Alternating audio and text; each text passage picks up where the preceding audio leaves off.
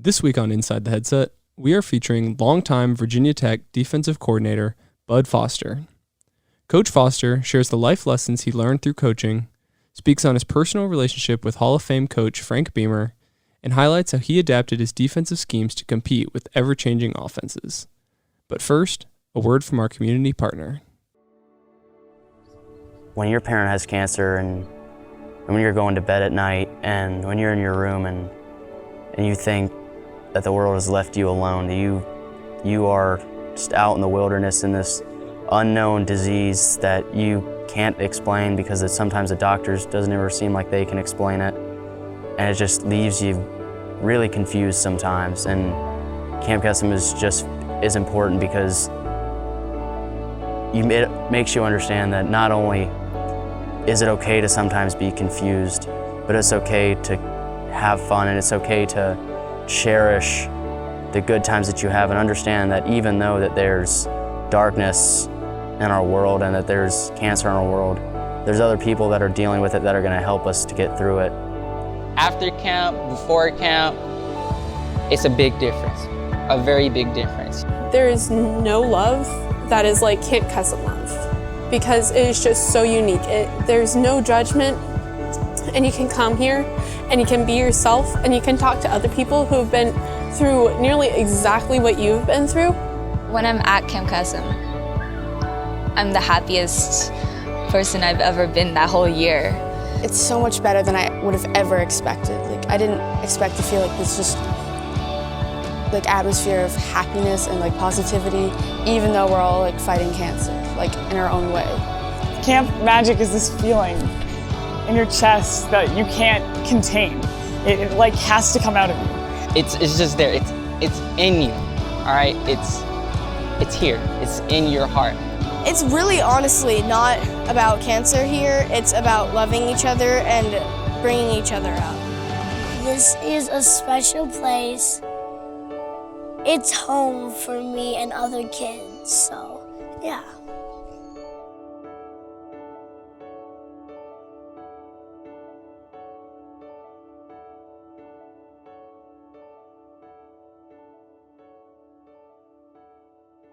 Coach Foster, what's going on, Coach? How are you?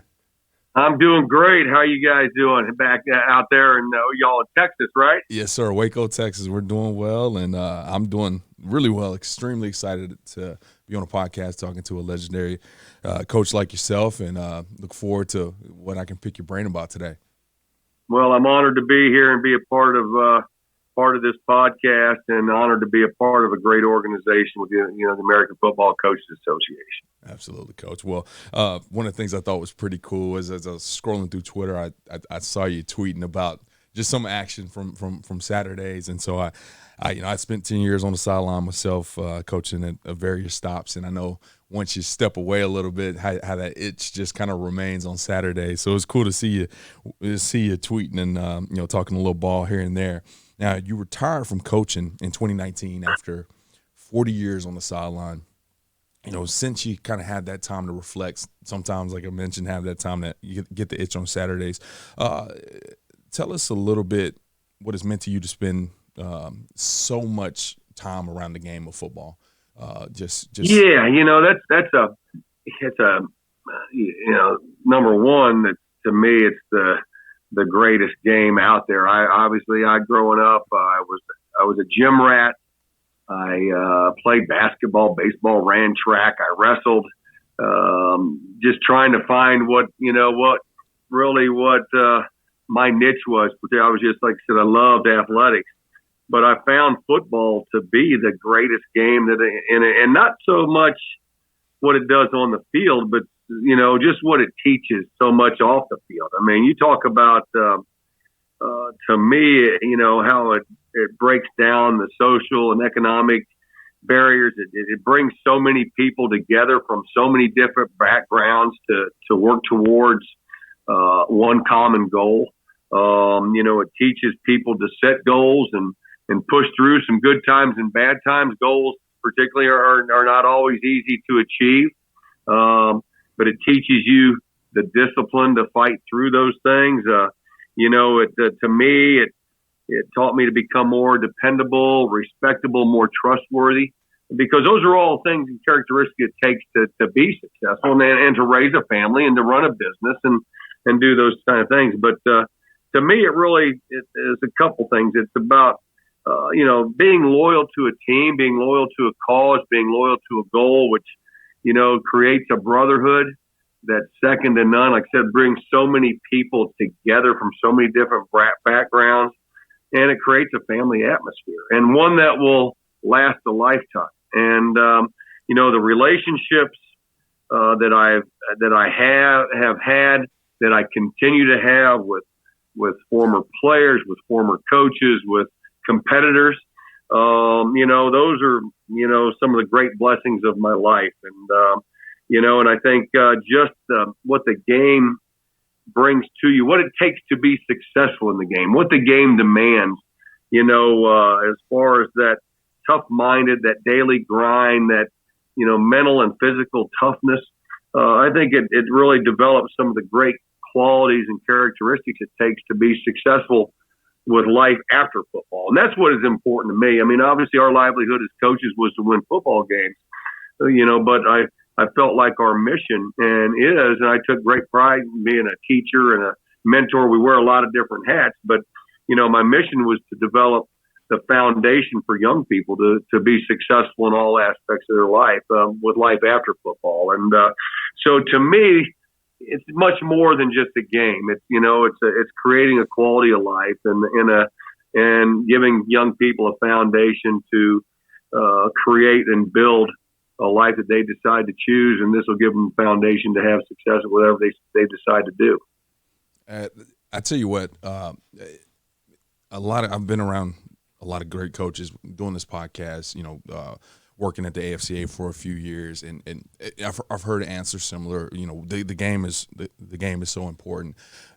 What's so awesome is that you just laid all that out. You didn't mention anything about 856 sacks since you took over as defensive coordinator, and 380 interceptions, and your third down percentage, and any of that stuff. It's all about the development of these young people. And I just for you to have had as much success on the field and not to bring that up one time is absolutely amazing. And a lot of times, we were kind of talking before, when you're in this thing for the right reasons, good things come to you. And it sounds like you were definitely in it for the right reasons, and ultimately you have a ton of guys that had the opportunity to go play at the next level. A ton of first and second rounders playing coming from that defensive side of the ball. Now, having that success on the field, and being in it for all the reasons that you just mentioned, what are some of the specific memories that stands out from your career of almost 40 years? Well, there's so many. I was very fortunate to be involved in over 300 wins, as a coach, and not counting as a player. And I was involved with 280 with Coach Beamer and 30 with Coach Fuente. After he took over for Coach, and I was involved in some tough losses. And it's kind of funny when you're in this profession, the wins, and you go to the next game if you can really focus on the now. And that was what was on our lunch pail. We created that brand, the Lunch Pail Defense and mentality, but I really kind of lived that. Like, we had win was on the lunch pail, which stood for what's important now. So I really kind of moved on to the next game, and we reflected, obviously, but we wanted to move on and get ready for the next. But I will say this, I remember a little bit of all those wins and a lot of those losses. Those are the scars, and that's where you learn your lessons and things of that nature. But, there were so many great moments, whether I was at Murray State, where I started my career, or at Virginia Tech. Probably a couple. We've had some great wins here, but, we've won Sugar Bowls, we've won Orange Bowls, we played for a national championship. If I do have one I wish we could have gone back and played it again, but we don't get that opportunity. But we didn't get that opportunity to get back. But there's a couple moments for me that made it really, really special. And some were, winning the Broyles Award was extremely special. Not just special for me, but it was the body of work of so many young people and so many of my staff. I had a staff defensively that, I was at Tech for 33 years, 29 with Coach Beamer, but we had a couple guys, Jim Cavanaugh and Charlie Wiles, were both with me for over 20 years as well.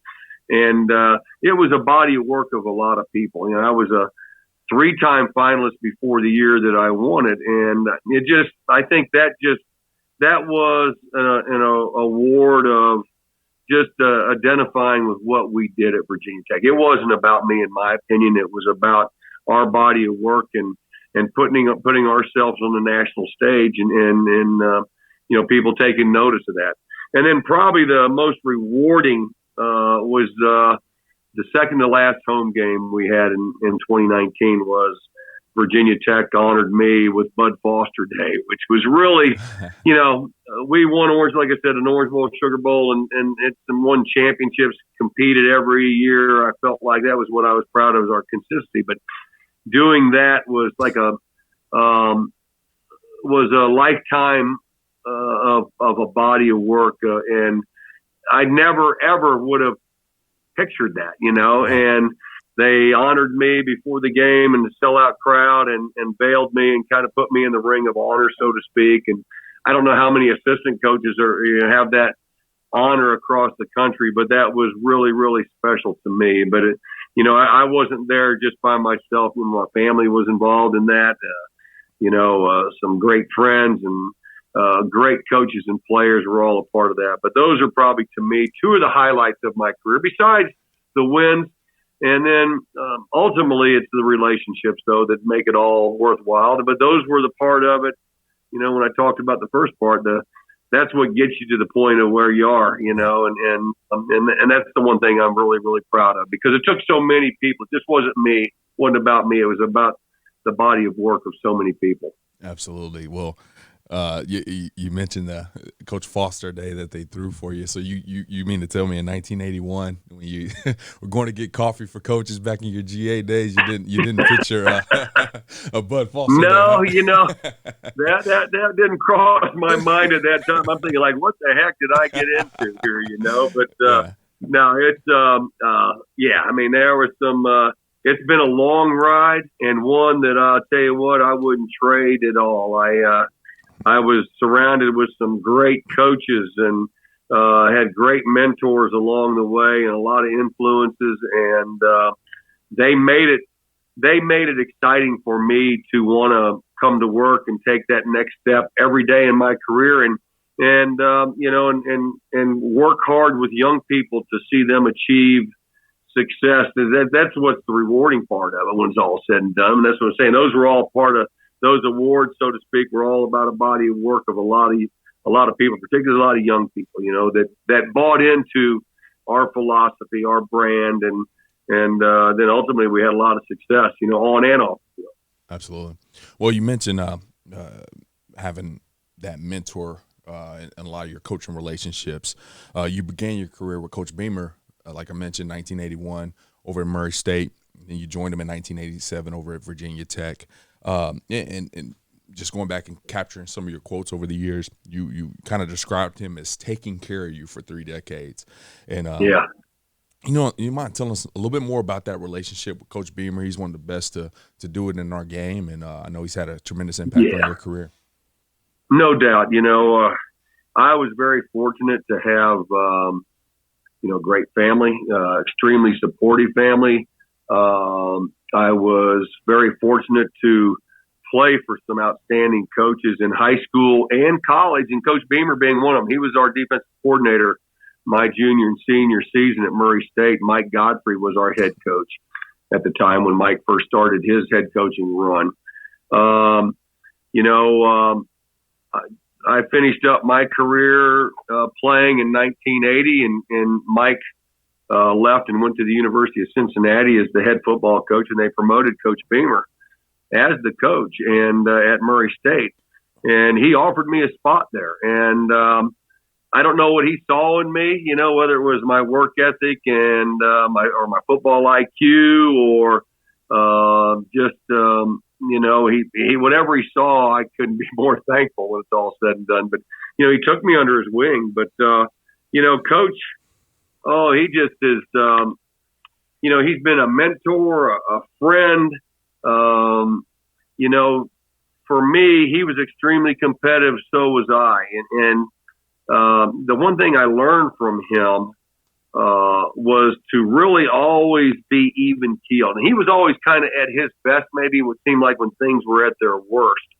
And I learned that from him because that's when you really earn your paycheck, so to speak, in this business, is when how you make decisions, under crisis and under tough situations. And, you're always making game day decisions or adjustments, but it's just not that on game day. It's, you're making life decisions with young people, and you wear a variety of hats. And I learned that from Coach that you're even keeled. It gives you a chance to think through situations. Some of them you lived yourself, some of them you learned from other people's mistakes or successes.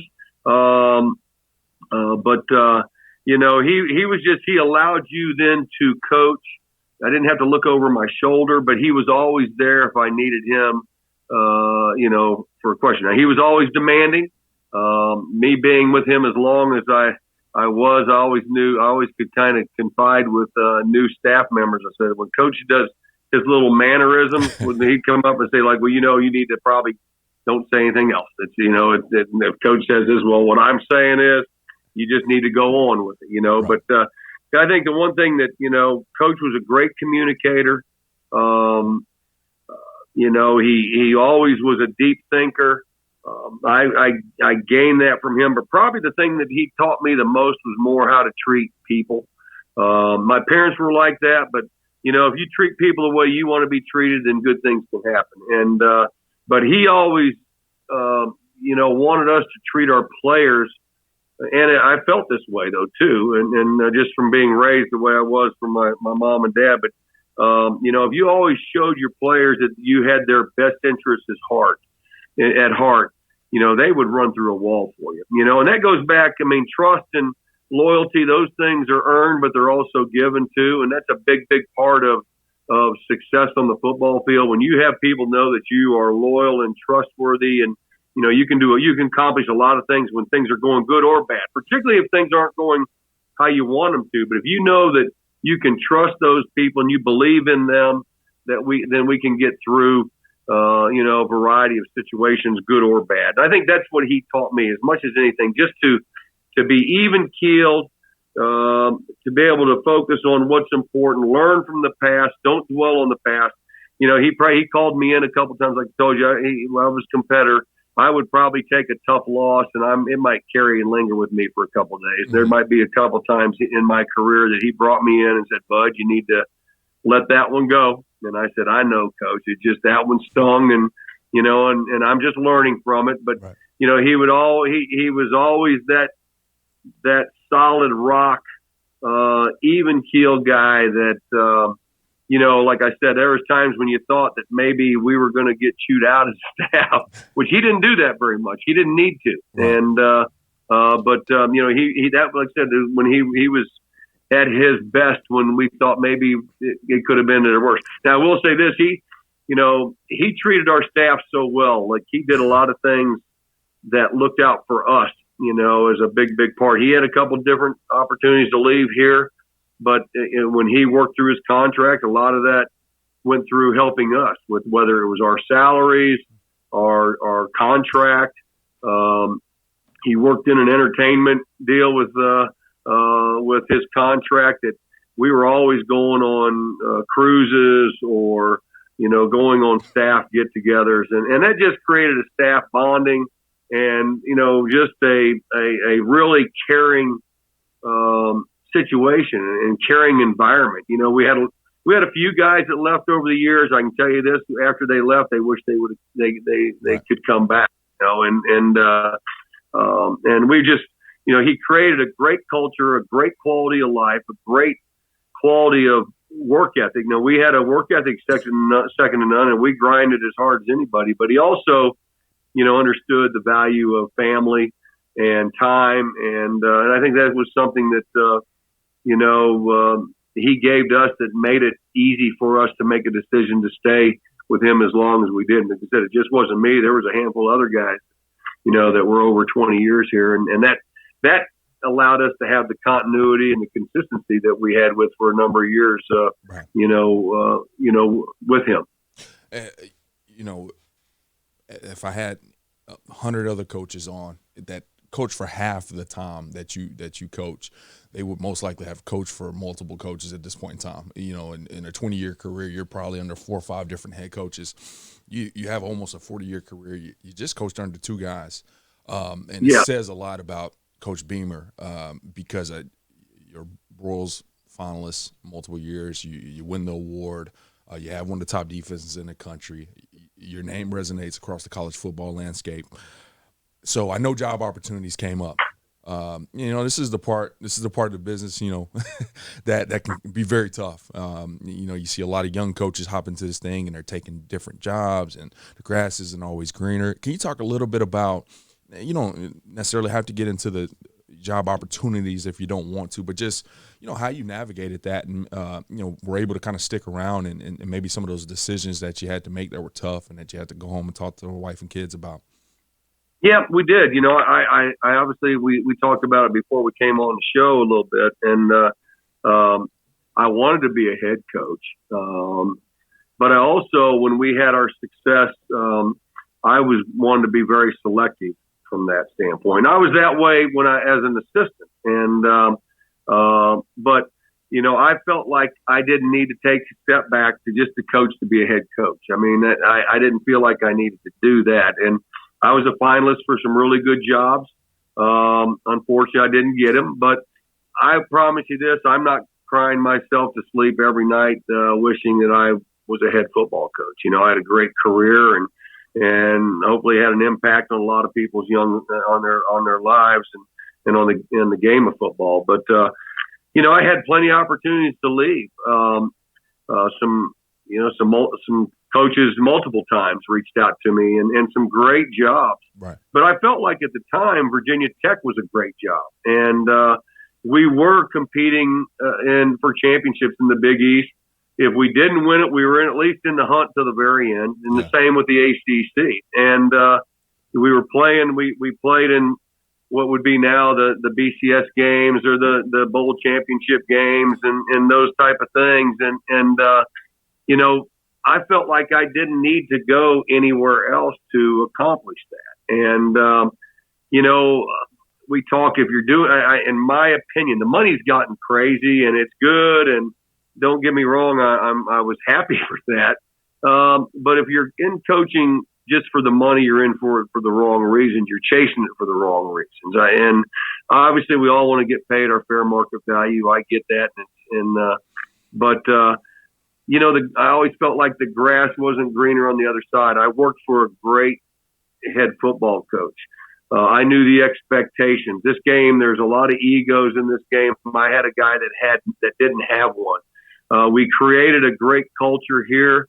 We created a winning culture. We had a standard. We had an expectation.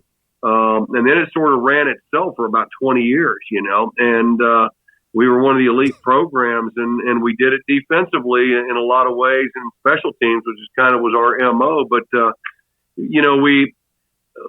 we were doing things that nobody else was doing, and I didn't feel like I needed to go anywhere else to do that. We were the ESPN darlings on Thursday night for such a long, long time. And, we were on national TV on a regular basis. Like I said, we were playing in the Tier 1 bowl games, and I didn't feel like I needed to go anywhere else to do that. And plus, I had a quality of life. I felt like when I got into this business, I did say this to my wife. I said, if we're going to become nomads, then I'm going to get it. I just didn't want to do that to my family. Yeah. And I know that's different. And I know there's certain jobs are stepping stone jobs. I understand that too. You have goals to get to a certain point. But I felt like at Virginia Tech, we were in Power 5. We beaten Alabama, we beaten LSU, we beaten Texas A&M, we beaten Notre Dame, Nebraska. We can go on and on and on. I mean, what more did I need to do? Other than I would have liked to have been a head coach. It just didn't I didn't get the opportunity. Like I said, we were able to accomplish a lot of things, and that was a big part of staying. I was able to, we were the best at what we could do and what we could be. And that was exciting for me at the time. I'm kind of chuckling here because you just went down a short list of guys that you beat, and I know it probably would be easier to say who have you not beaten in the country. Having that long career, I'm sure you kind of played everybody throughout the course of that. But you said something really interesting to me. You had the conversation with your wife early on in your career. If we become nomads, then this isn't the business for me. With the way the game is today, you almost in a lot of situations don't have that choice. No, you don't. If you're an assistant, even as a head coach, I mean, you watch guys have some pretty good seasons and still get let go. And you think about the Stanfords, the TCUs, the Clemsons, David Shaw, Gary Patterson, Dabo Sweeney, Frank Beamer at the time. It's just a small handful of places that have some long tenured guys. Everywhere else is about that 3 to 5 range, and you're seeing the transition. But the unique thing is about the schools that I just named, they've all had a great amount of success over the years.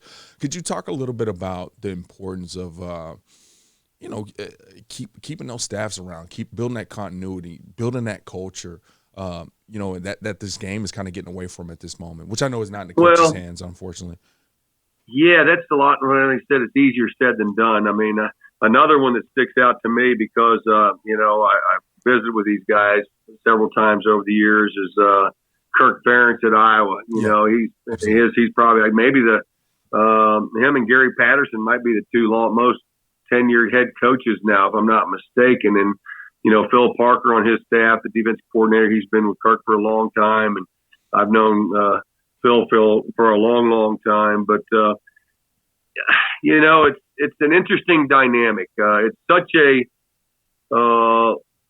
what have you done for me lately business. Mm-hmm. With recruiting and just the way the money that's being spent and invested, in programs. The American culture has become, win-win now, and sometimes it's not about let's give these people time. Now, I will say this, at Virginia Tech, we inherited a program that was under sanctions and things of that nature, and Coach Beamer went through a change after the 1992 season and released, a handful of coaches, and luckily I survived on that. Like you said, sometimes it's out of your control. But I think a big part of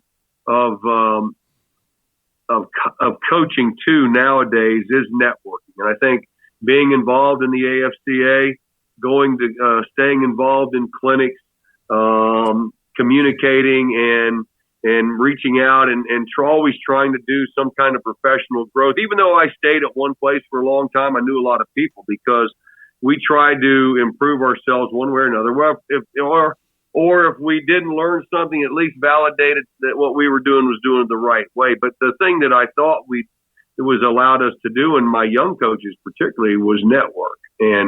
And that's a part of it. And unfortunately, in this business, it's not what you know sometimes, it's who you know. And right. And I do think, if you do move around, that networking is critical. And make sure you establish yourself, as a guy that, is a hardworking team first, has that kind of mentality. And I think you can go a long way in this business, and is unselfish and like I said, has that team first mentality. But, it's just an interesting dynamic now. I think it's going to get less and less where you're going to see longevity. It might be 8 to 10 years.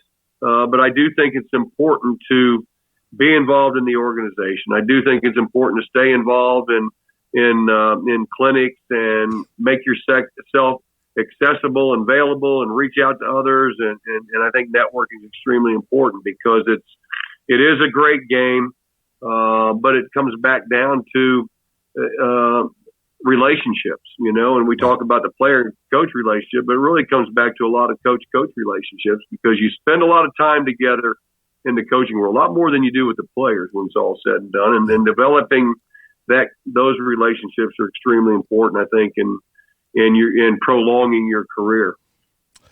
Well, Coach, we're kind of running out of time here, and I told you before the podcast that this is really like, a very career-oriented podcast, a lot different than most of them. But I would be remiss to be on the podcast, one of the best defensive coaches to ever do it in the college game, and not ask one X and O question. Now, over your career, you've had the opportunity to see this game just shift and come back, and you've saw spread, you've seen triple option, you've seen guys huddle up, which blows my mind, the fact that people used to get in huddle and now they just sprint out to their spots now. You've seen no huddle, you've seen unbalanced, empty, extended splits, all this stuff. How, after being a defensive coordinator for so long, how did you learn to adapt to the game and grow and say, hey, you know what, I have not seen this in my long career. I have not seen this. I need to talk to somebody that's doing this well.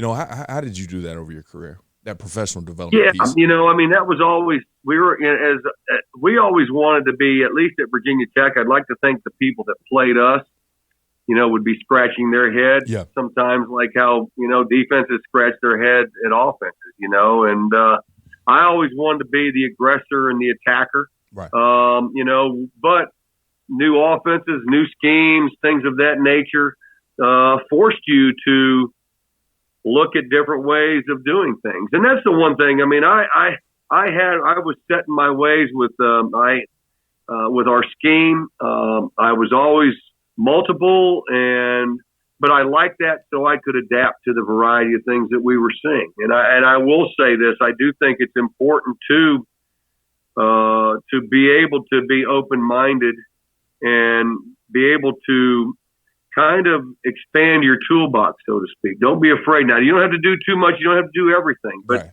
couple little things to have, certain answers to certain, schemes or looks, and I think that's the one thing that, and that takes time too. I learned that, like I said, and some of those losses, those were some of my greatest learning experiences, and which helped me create maybe a little bit of a scheme or a technique or something we did coverage-wise versus a different look, or what we do versus tempo teams and things of that nature. But, don't be afraid to be open-minded, to reach out to people. I think it's kind of funny, offensive coaches and defensive coaches, the offensive coaches don't want to share anything with us. Defensively, we're pretty open-minded. We always talk to defensive coaches.